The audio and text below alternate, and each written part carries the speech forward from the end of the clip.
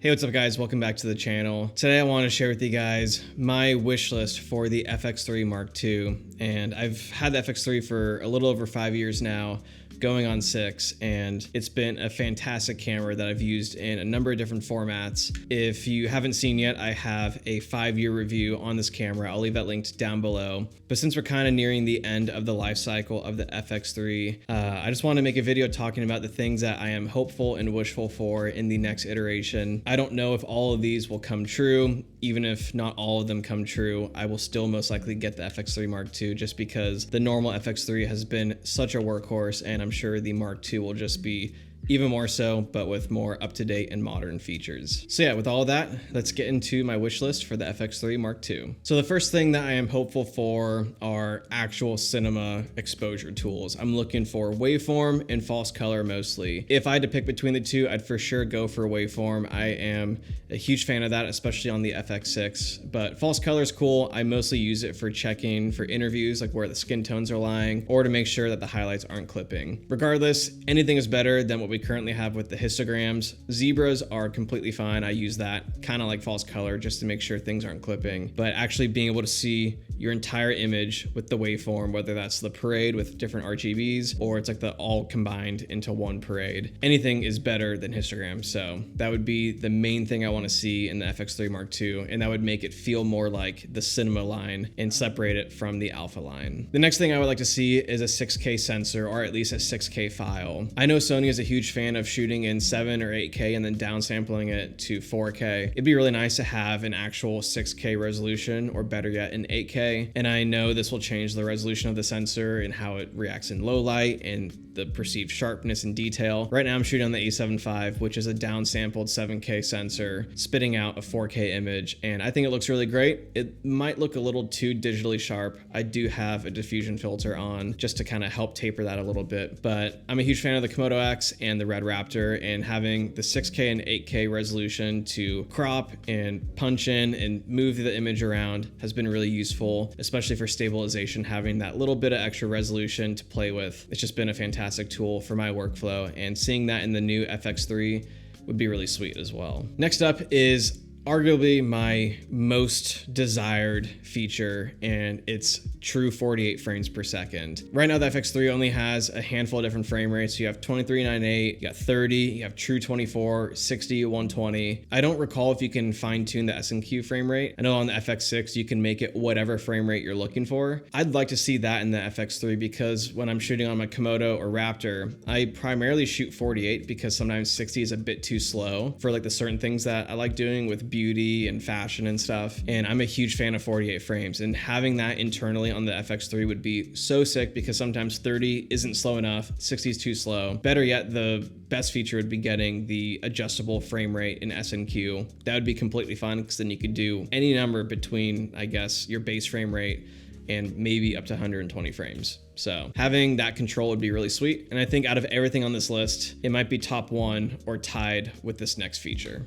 And the next feature is a better internal codec. Right now we have XAVC SI, S, and HS, and they're all really solid in their own right, but when I shoot alongside the FX6, it has that cleaner XAVC codec. It has a higher data rate, it feels less compressed, and when I look at it side by side, I can feel that the FX6 feels more premium, and I want that in this FX3 to match perfectly with the FX6, but also to have an even better image internally out of camera. I can be fine without internal RAW, especially in a camera like this. With a camera of this size, I'm just looking for speed, versatility, and having a really solid internal codec like what's found on the FX6 would carry me for a very long time with the types of jobs that I use this camera for. And then alongside that, I'd love to see more dynamic range out of this camera. The dynamic range in the FX3 has been really solid, but since it's nearing the end of its life cycle, the FX3 still has plenty of life left. But since we're anticipating a new FX3 soon, and we've seen cameras like the Nikon ZR, Canon C50, Lumix has dropped some, the Komodo X has dropped since the FX3 was released, and I just want something to match the dynamic range on the Komodo X. The Komodo X has, I think, a stop more than the FX6, and the FX6 has a little bit more than the FX3. I think it's all kind of marginal, but the Komodo X dynamic range just feels very premium and as much as I would personally need in a lot of different scenarios. And sometimes the FX3 and FX6 feel just a little bit crunched with the dynamic range. In most settings, it's fine, but when you're in a very intense, high contrast scene, that you tend to lose your shadows or highlights pretty quickly, depending on how you expose. So having an extra stop, maybe 2 stops in the new FX3 would be super sweet, but I'm not anticipating 2 stops. Having at least 1 extra would be pretty sick. Next up, I'd love to see internal 32-bit flow audio, whether that's in camera or through the audio top handle. I love having 32-bit flow audio. I have it on my Zoom F3, which I'm recording into right now. My Tentacle Syncs do it. My Rode Wireless Pros do it. Having the FX3 match up with that would make things so much more simple because I can go straight into camera and get proper, basically raw audio, and it would just be really useful and more versatile for the run and gun dock stuff, talking heads like this, interviews, and I'm sure it's coming in the next version. It's becoming a trend amongst all the new cameras being released right now. At least that's what it seems like. And when this was released, 24-bit internal audio was completely fine. It still is completely fine. You just have to kind of be a bit more meticulous and work with more care when monitoring and setting up your audio. Next up is probably the most requested thing out of the FX3 Mark II, and it's 3x2 open gate. The FX3 has a 3x2 sensor, and it uses the full sensor in photo mode, but in video mode it crops down to 16:9. I think there's 17:9 DCI, but essentially you don't use the full sensor that you paid for, and in a video camera like this, it feels kind of wasted. So it would be really nice to have it for shooting for horizontal and vertical. There still is that nuance with having to frame properly for both, but I think having that extra headroom,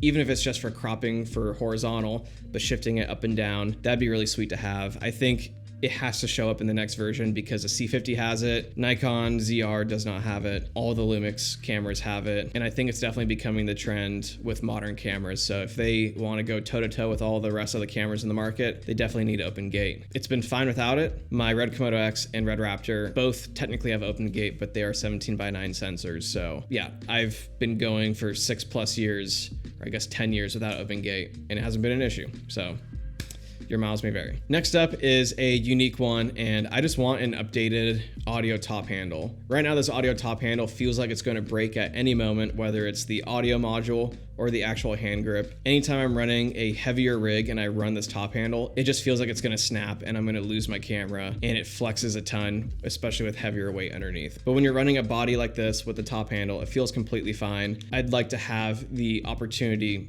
to use it with heavier setups, and I think if they just make it a bit more beefier, the weight isn't a bad thing, especially when you're running a small camera like this. Any amount of added weight is helpful for handheld shooting, and that would be really cool to see. Maybe they make the handle a little bit longer with a cold shoe built in, so you don't need to buy a Condor Blue or small rig handle extension. I have seen people break the FX6 top handles. I haven't seen anyone break the FX3 yet, which is kind of funny because I think the FX6 feels a bit more burly. Yeah, I definitely get sketched out and just not stoked on the build quality of the audio top handle. Next up is a very popular request, and that is internal ND. In this one, I'm kind of hit or miss on because I love internal ND on the FX6, on the Canon C70. I buy rear lens ND adapters for my Red cameras. I go back and forth on the FX3 because I love how tiny this is and how thin it is. And if we were to have internal ND, we would lose out on the benefit of a small camera like this. If they added internal ND, I'd assume it'd probably get at least twice as big just to have that clearance for the mechanical ND. But if they went with a EV ND like the FX6, you would just need a clear to then move into the electronic. So it still requires a mechanical assembly, but maybe they have some magic cooking up that we have no idea what they're going to be doing. Maybe they use the LC liquid crystal system that Kippertie has taken advantage of. That would be really sweet. I hope I'm right on that guess because I've been using that on the Red Raptor, and so far it's very consistent and clean. And I'm sure Sony would be able to calibrate it to their lenses and camera bodies and make it super sick. But yeah, I go back and forth. I love the small size, and using fixed IRNDs or a Polar Pro VND hasn't been the end of the world. When I'm running primes like my Olympus Zucos, or if I was running, small PL primes, I would love internal ND in that setting because swapping lenses and filters does get annoying. But when I'm running a 24-70 zoom or a 70-200, I'm fine swapping out ND when I have to because I'm saving that time using a zoom versus primes. So yeah, it's not the end of the world, but it would be really cool to see. I would definitely leave it behind, I think. just because I love how tiny this is. And then I would just get an FX6 Mark II whenever it comes out and then use that as like my main camera and utilize the internal ND there. Next up is SDI. HDMI is completely fine. I just don't like how fragile the port feels and how it wiggles. And I hate how the HDMI comes out the side of the camera. It just feels like it's gonna snap off at any moment. And I have heard people breaking their HDMI ports because the cable gets caught on something or the camera falls over and the port just gets ruined. SDI would be really cool, whether it's 3G or 12G. That would just make it feel more like an actual cinema line camera. But I get why they haven't, because it is a prosumer style entry-level cinema camera. Even though it does pack a punch for the price tag, it is an entry level to get people into the cinema line, so then they buy the FX6 or Burano or whatever else they come out with next. So SDI would be really cool. I love it with the Komodo X and the Raptor. And I just love how strong and locked in the ports are, and the cables are just high speed and give you the least amount of delay for monitoring. So that's also a bonus too, but I'd be fine without it. It would be a really cool thing though. So we'll see. Next up is a proper cinema menu. And this is kind of a hot take because people hate the menu on the FX6, FX9, and Burano. But I think if you're making a cinema line and you have cameras that share that same menu, the low end of that cinema line should share the same thing. Canon did this with the R5C. I think they did it with the C50 as well. It shared the same menu that the C70 had. And the Canon cinema menu was vastly better than the photo menu for video because it's geared towards video. So seeing that in the FX3 Mark II would be really sweet, just to have that consistency, especially when you're going back and forth with an A, B, or C setup. It would take some time for people to get used to, but having that plus the Big 6 menu would just be a really good pairing. And they did add the Big 6 in a firmware update recently, but it's not really implemented well, at least for my personal taste. But I may need to do some more testing with that. But yeah, having an actual cinema menu with a better heads-up display would be super sick. Next up is something I didn't realize that I wanted in the FX3 Mark II until I bought this new camera that I'm shooting on, and it is the 5-axis flip-out screen. Right now the FX3 has the normal flip-out screen where you could flip it out, you could flip it over, do like a little vlogging setup, or push it back into the camera, and then you have like the clear view where it's flush with the camera. But the A7 IV that I'm filming on right now has the new 5-axis where you can flip it out kind of like the X100V, so you can shoot facing down and have the screen in line with the camera body. That is an absolute dream for filming just because it's all in line with the lens, it's intuitive, it's not on the side. It just feels really nice and tight and neat, and it just is a much better system than the old flip out screen. So I'm sure they're gonna do this because it's being implemented with all their new cameras, and that's something I'm excited about, especially going back and forth between the two. It makes me prefer the A7 IV because the flip out screen is so fun to use. Next up is something that